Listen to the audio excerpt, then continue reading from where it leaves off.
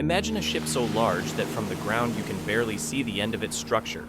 A steel giant weighing over 200,000 tons, slowly advancing across an ocean that could claim it as its own at any moment.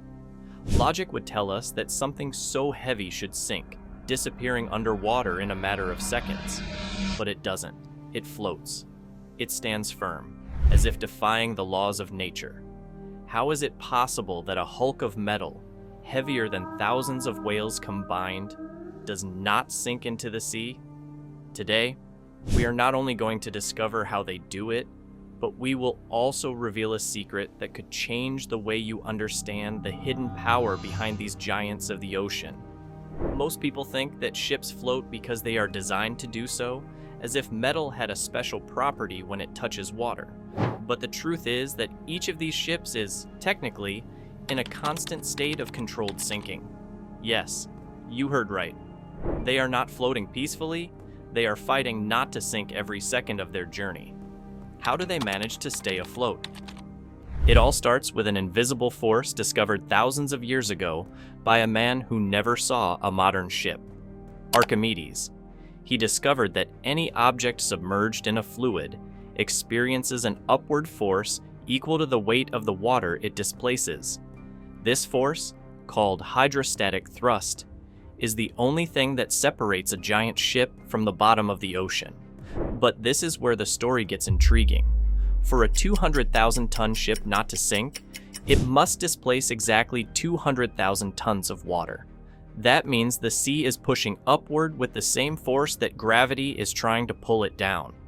It's a perfect balance, a constant battle. If the ship tilts too much, it changes the water it displaces, loses thrust, and the ocean could swallow it.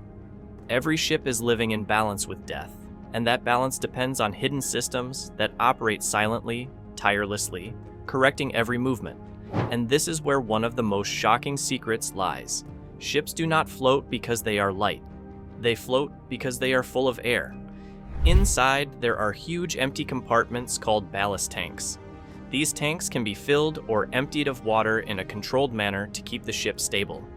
If the ship tilts to one side, the system detects the change and pumps water to the opposite side to correct the balance. It is as if the ship were breathing, adapting to the sea like a living being fighting for survival. But what seems like science is actually a choreography of life and death. Sensors installed throughout the hull monitor every millimeter of tilt. If a container shifts, if the wind blows strongly from the side, or if a wave hits unexpectedly, the ship could lose its center of gravity in seconds. The impressive thing is that all of this is detected automatically.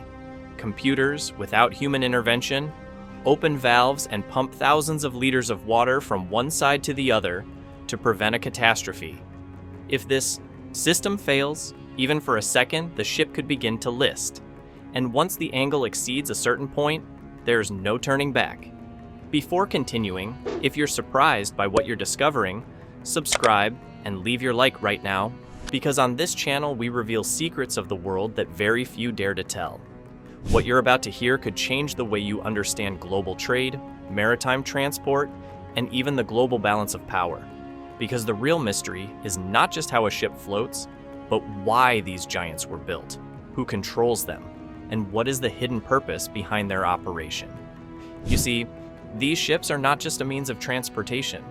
They are arteries through which the global economy flows. More than 90% of everything you own, your clothes, your phone, your food, your energy, has traveled on one of them. Keeping them afloat is not just a physical challenge.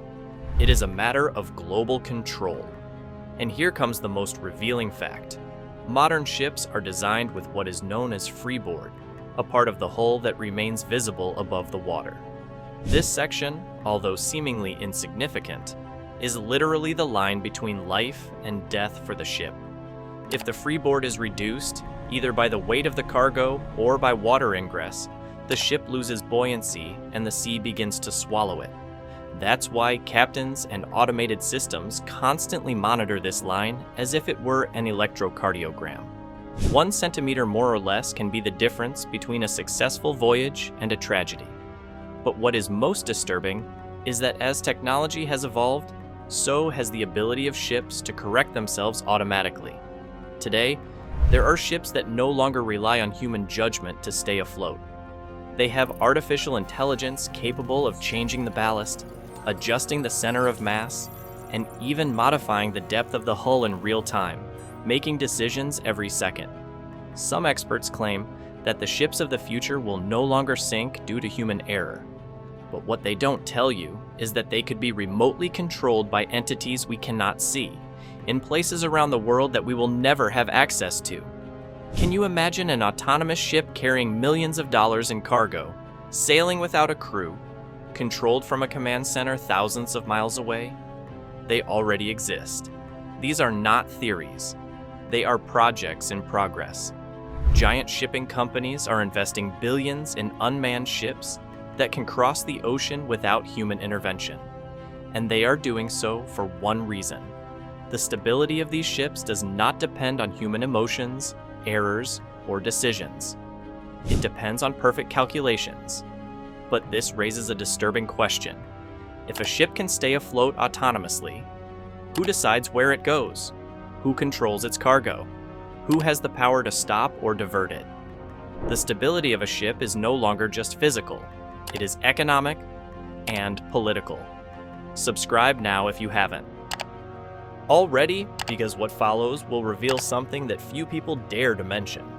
The future of ships is not in the water, but in data. Every ship is a real-time information machine, collecting data on routes, weather, trade, and national economies. Countries no longer compete to build bigger ships, but to control the information those ships generate. And while you see a simple ship sailing by, you are actually seeing a floating power center, a technological fortress that decides which products reach your country, which are delayed, and which never arrive. Most surprising is that the ocean, which for centuries was seen as free territory, is now becoming a network of digitally controlled highways. The future of maritime transport is already here. Ships powered by clean energies such as hydrogen, green ammonia, or even giant automated sails that capture high-altitude winds where there is never calm.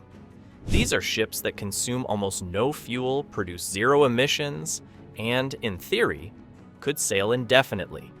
But that's not the most impressive thing. What's really revealing is that these ships will be virtually unsinkable, not because they defy gravity, but because they will master balance. Imagine a ship that, as a wave hits it, changes its internal structure in real time to absorb the impact. Imagine that every container, every ballast tank, every valve responds automatically to the environment. We are no longer talking about ships that float. We are talking about ships that decide to float.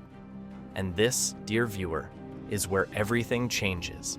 Because when a machine decides its destiny, it is humans who really lose control. The ocean will no longer be the domain of brave captains, but of invisible algorithms. Are you ready for that future? Before you go, leave your like and subscribe now, because in the next video, we will reveal which are the first autonomous ships already sailing, who really controls them, and what that means for the future of our freedom and economy. What is coming is not science fiction. It is the new reality of the world that has already begun, and very few people know it.